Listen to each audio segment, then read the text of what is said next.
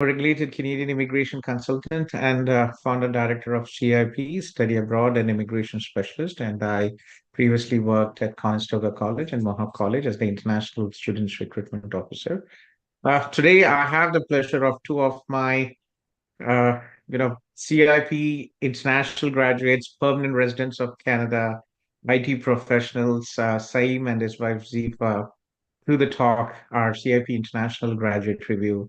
Saeem and Zifa, thank you very much for joining. Busy schedule, I know, but thank you very much for sparing your time and willingness to share your journey with CIP. So, first question I always ask our international students, are you happy coming here to Canada? Was it a positive decision? Yes, it Yes, was. it definitely was. Like I think this was a very nice decision that we took, and it was a difficult one because it has own, like, we had to leave everything back in India and come here, but it was definitely a positive decision. And then for me, I think what motivated you to come here, like that depends on person to person. But what for us was the work-life balance. Yeah. And we say, fortunately, touch wood, what you want to say it. We found a company where we have that work-life balance. Like they respect the boundaries and they say, okay, 9 to 5, and then after that, it's your life. And that was something, and we all will agree that is missing it from India. Like we started office Very 9:30, 10 o'clock, and then even if There you is no leave end. at Yeah. 8, you feel like you are doing something wrong. People are watching you. You're moving out of office at 8 p.m.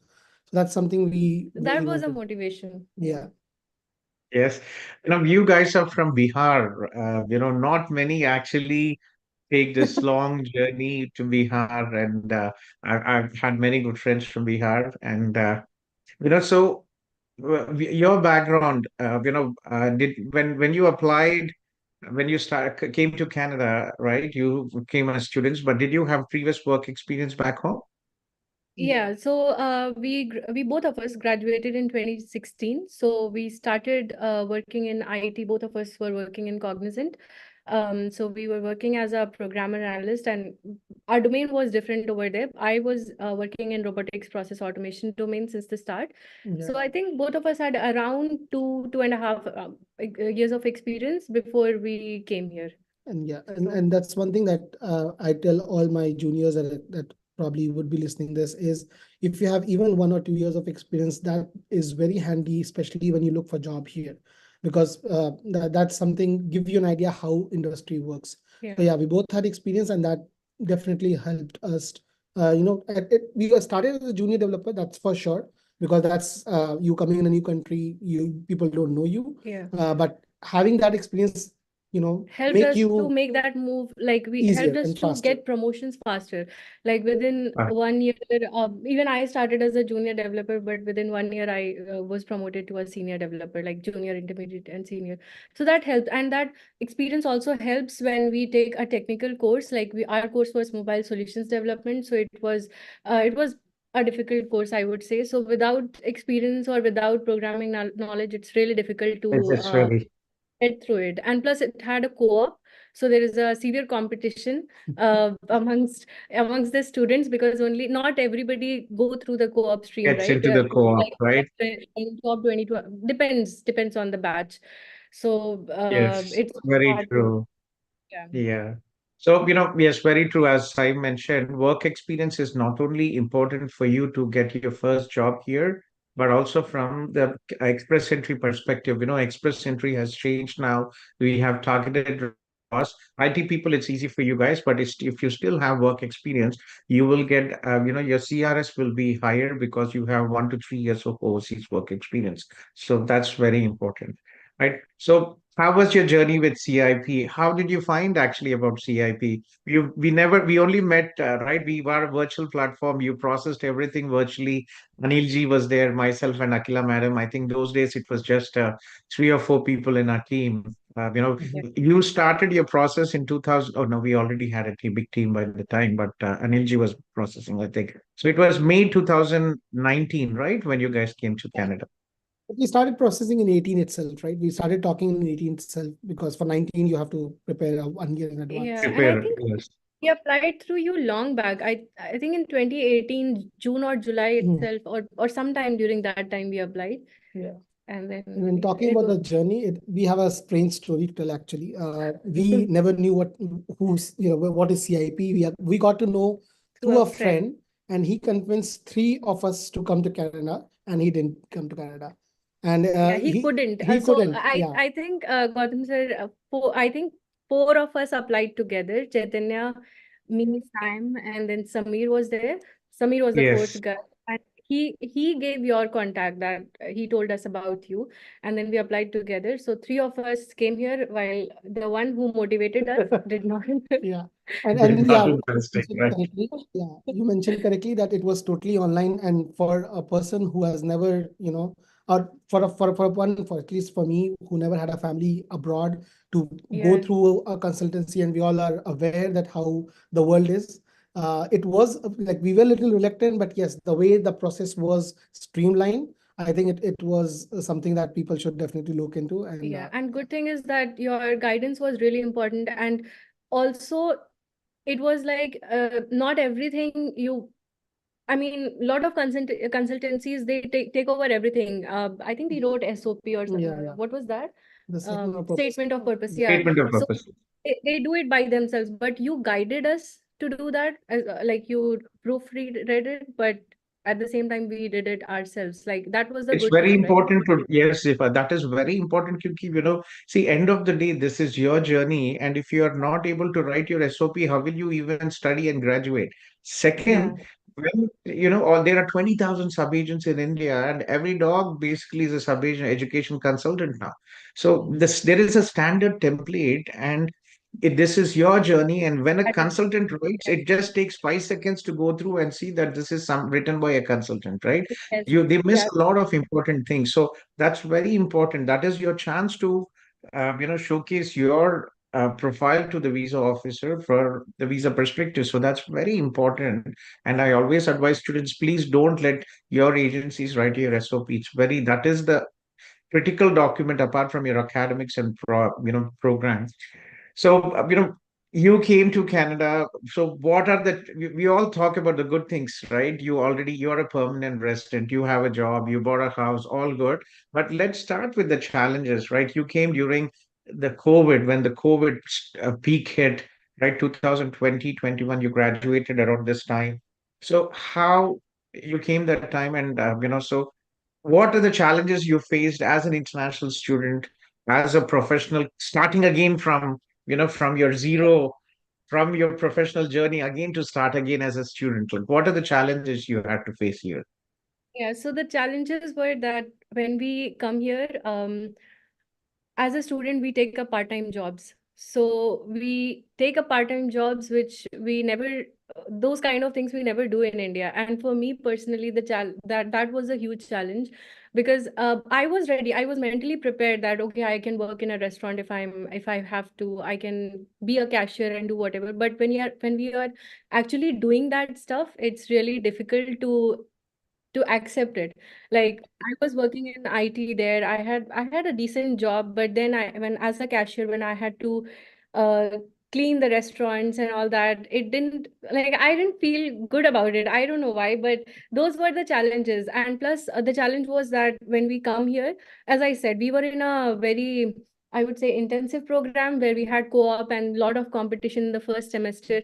And coming here, learning to cook on your own, doing a lot of assignments which we are not used to in India, because uh, in India I think we study only during the exam Last time, but exam. here it's Yeah. like if it's a 4 month semester, we are studying right from the first day. The first day itself we get assignments, so completing that, and that too nicely, like not just copying and pasting.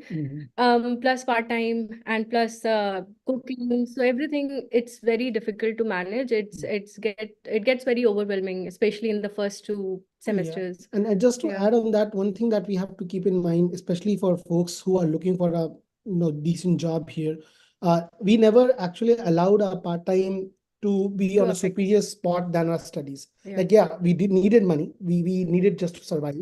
But at the same time, we also had a GIC. So we always, gave priority to our studies. and assignments. So because we know ultimately this is just for 3-4 semesters.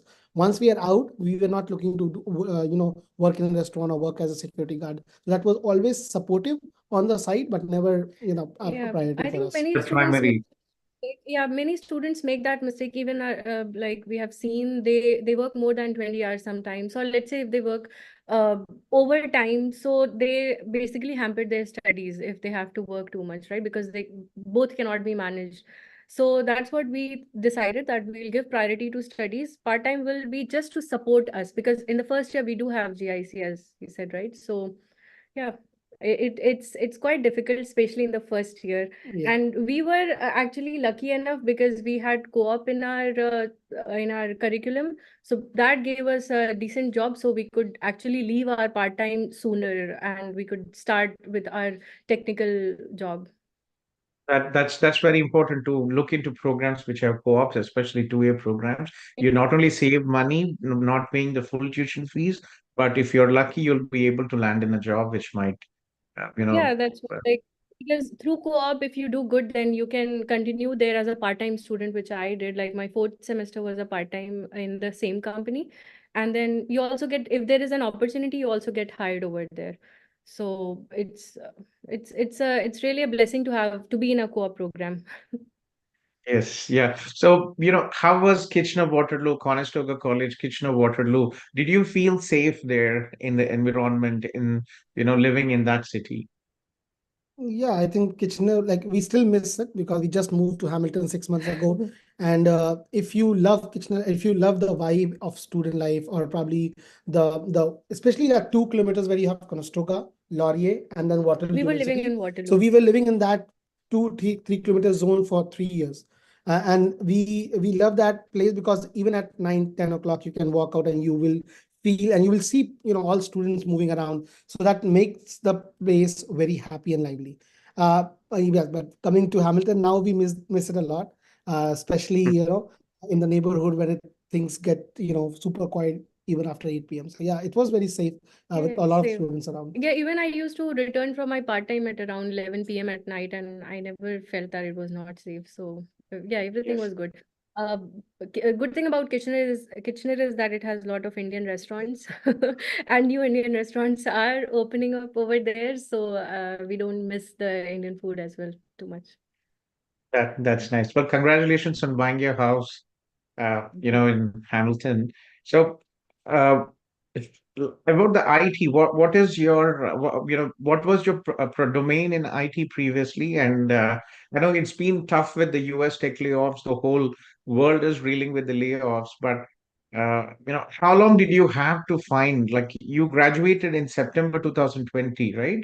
And Mhm. yeah, how long did it take you to find jobs? It was those COVID times. It was still not easy, but still, I think there were no tech layoffs those days, right? When you started looking for jobs. So how was it like? You want to go Okay, ahead? so we both have different stories because she got the job from the co-op, so she continued from the co-op. So the first Oh, thing that that's nice. Yeah, always say about networking. We just hear about the word networking, but if you use it properly, you will understand the power of networking here. So she got it through the co-op. For me, it was a little different because I was one of the people who got affected because the of co-op COVID. generally is for 4 months, but because of the COVID, that that that shutdown was like 20-30 days alone. Like it was only for 3 months, 10 3 months. days. And And plus they and were not because of hiring. COVID, they were not also hiring for future, like part-time or Yes. continuing with time after graduation. Mhm. So time was affected. But for me, it was like I did co-op over there, and then I got part-time for the fourth semester because fourth semester was still remaining for my studies. And then they also offered full-time after I graduate. So for me, finding a job was not difficult because I just continued in the same company I did co-op. And then I switched after 2 years of working over there. So I switched back in Yes, that's March. that's still a long time. Yeah. So Saeem, how was your like how many interviews did you have to go through? How many jobs Uh, did you apply? How were the interviews? You so guys are in RPA, right? Robotic Yes. process automation.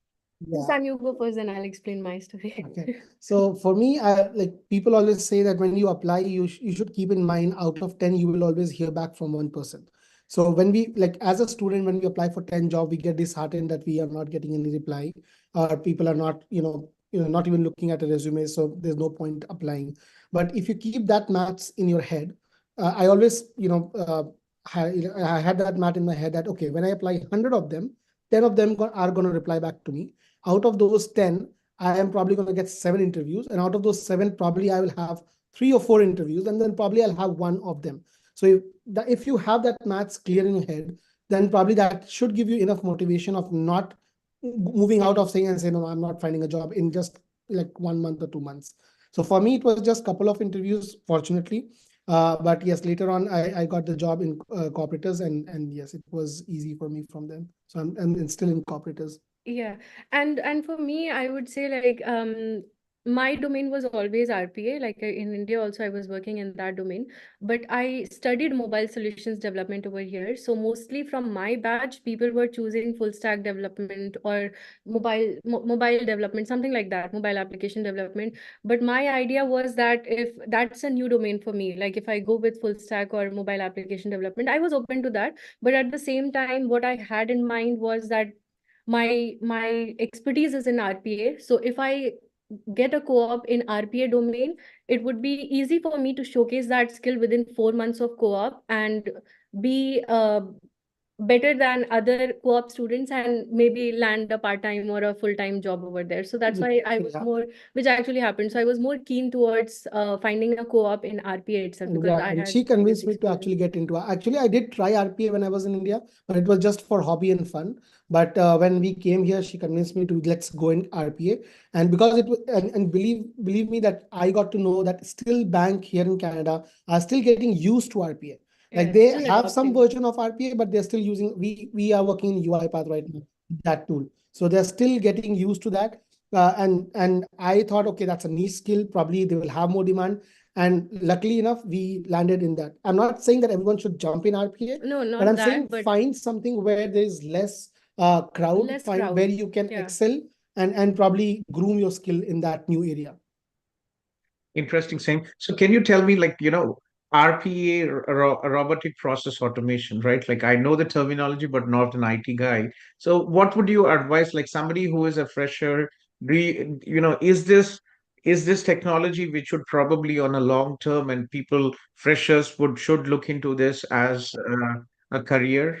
How do you and how do you see the demand, growing in Canada and in the future? For now, like if you would have asked me like a year ago, I would say blindly, yes, it's the best thing that you can do. It's a niche skill.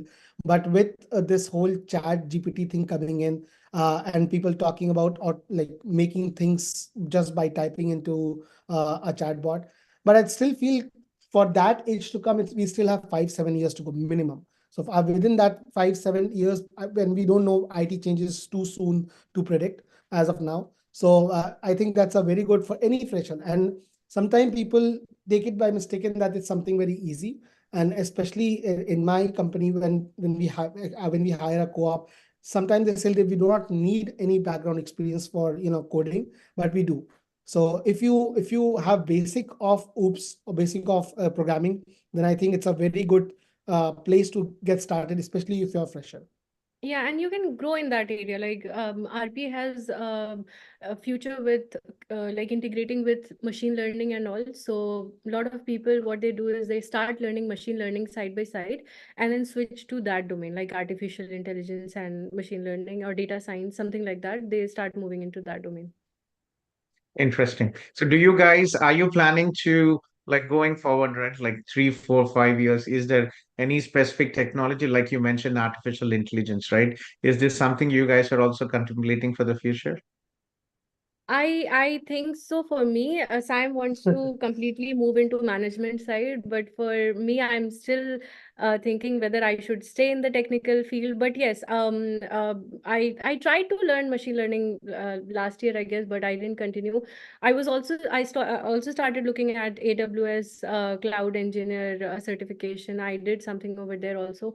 So basically, we can't stick with one technology for all our lives. So we have to keep Keep moving upgrading or ourselves. keep upgrading, I would say, or keep learning more so that future, either if you move as a solution architect, then you have knowledge about a lot of domains, and it's easy for you to navigate One thing with that it. I probably have a different point of view there, and that's going to be true for very less people. But people say now learn Angular, then they jumped on Java, then they jump on Ruby, and these are new programming languages that have evolved in last 3 years or 2 years, right? But I still feel if you're good in Java, if you're still good in ASP.NET, C Sharp, there are still Like jobs for you. core So programming these are languages. never going to go away. But yes, you have to be good at them, because right now most of the companies are moving towards the new technology. So if you are one of those, make sure you are one of the best there. Otherwise, you have to keep growing. That's interesting. So, one last question before you. What would you advise all the prospective international students, Indians, Bihar, or, anybody who is planning to study, work, and live abroad, and how can they be successful, right? We talked about the challenges. What would you advise them to be successful here, in this journey? It's a big challenge. I always tell people, when you are leaving your home country, your family, you're starting from zero. There's a lot of hard work. It's a long term strategy. It is not something which will happen in 1 year, maybe 2 years. So, patience, consistency is very important. But your experience, you've been through this as well. So what would you advise? Let's start with Zifa, maybe. Yeah. Yeah, I think one thing that is important is keeping a positive mindset, because sometimes we get persuaded by people who didn't have maybe good experience. So we start thinking from that perspective that okay, yeah, this is not working out. But one thing that we should remember is that we struggled a lot to come here. We spent a lot of money, we invested, so we have to take out a good return from that. So one thing is that we should always come with an open mindset, that we'll if we have to start something from some, maybe we were Scratch. from scratch, like maybe we were a senior developer there. If you have to start with a junior, don't hesitate to do that, because it will not take time to get again promoted to a senior developer. But if we keep looking for a senior position, we might keep looking for it for many years, and we might not get it. So open mindset is very important, I feel like.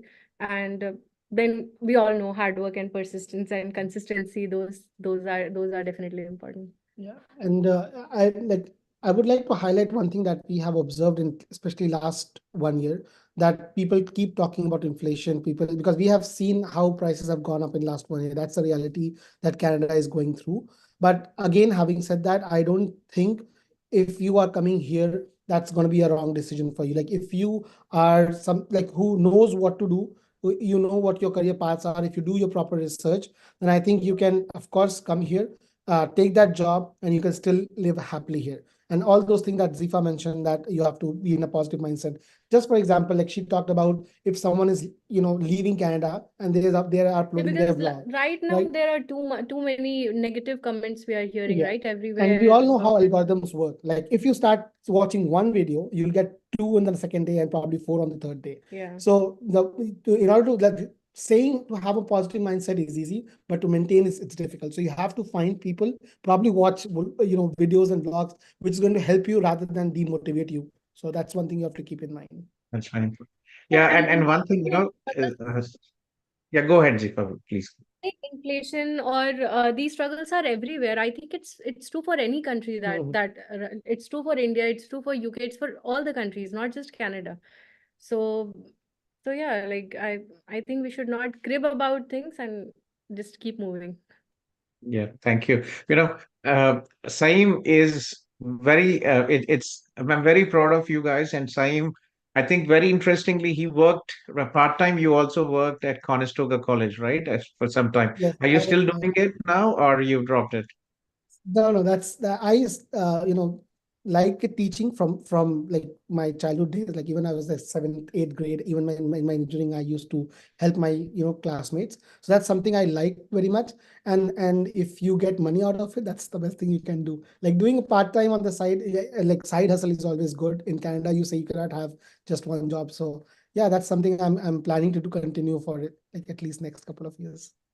Interesting. So you're still teaching. So, it's so unique, like, and also kind of, I'd say probably for me, having someone from our CIP agency who graduated, who is an IT professional and started his journey as an international student and now teaching international students as well, right? It gives so much of, I think your students are very lucky, Saim, because you've been through this, and when they see you, I think you are an inspiration to them. And yeah, like yeah, that's true. But apart from that, it also gives you a different lens to wear. Like I'm with no disrespect to any other, like not being international, but if I teach, I know exactly what's the last bencher doing right now, and I on purpose crack jokes because, and I always make up stories or probably tell sometime what we used to do. So that's something where you can connect, and I think Yeah. that's where I think that's one thing that helps me to become a better instructor. And what are you teaching, Saim? So it changes every time. So I started with software analysis and design, so mostly for an analyst, all those class diagrams and those stuff. So I taught that for 2 semesters. Then I taught last winter testing, and from this January, like I should say last fall, I taught testing, and this winter I started C#. So it changes every semester for me. Interesting. That's really, really impressive. Guys, well, thank you very much for joining the talk, our CFE International Graduate Review, and congratulations, for all your achievements. And I still remember talking to you both from your journey from India, in our WhatsApp groups, in our WhatsApp calls, in our Google Meet. Those days we used to do a lot of Google Meets, right? And then came Zoom. And I'm so proud of you for all your achievements. And again, thank you for you just had a query today, Zifa, and I asked her, Zifa, would you mind doing an interview? And she said, yes, definitely, we will. And the good thing is that it's not just we came here for education, but you also helped us. You were willing to help us for anything, like for PR application. If we have any issues, you were able to guide, right? I think joined the Zoom calls during that time as well. And now I had to apply for my parents' visitor visa, so I again contacted you. So Sure, that's definitely. very unique. Not all consultancies provide that freedom or service. So yeah, thanks for that. Thank you. Thank you very much. Pleasure talking to you guys, and good luck. And I'm looking forward to, having you. One interesting thing, I have all of you on my Facebook, and I see when students come in and then they buy their first cars, then they get their, degrees and their first jobs, and they get married and children coming in. I see all this. So such a pleasure to be a part of your dreams come true of your journey. So thank you very much, and I appreciate you giving your time today. Thank you.